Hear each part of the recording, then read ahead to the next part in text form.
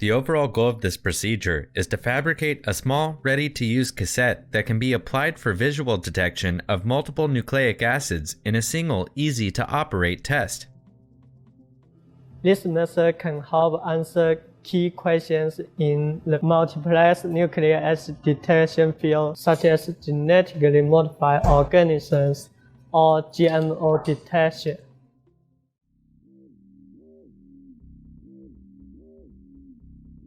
To clean the capillaries, don a lab uniform, safety goggles, and chemical protective gloves.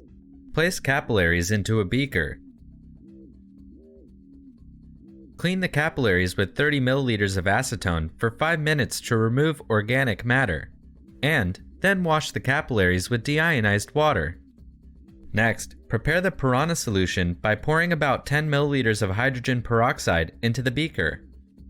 Then, add 30 milliliters of sulfuric acid into the hydrogen peroxide with slow shaking to prevent overheating. Make sure that the solution completely covers the capillaries for at least 30 minutes. Then, wash away the piranha solution with a large amount of water. Wash the capillaries with ethanol and deionized water for 5 minutes each. Dry the capillaries in a drying oven.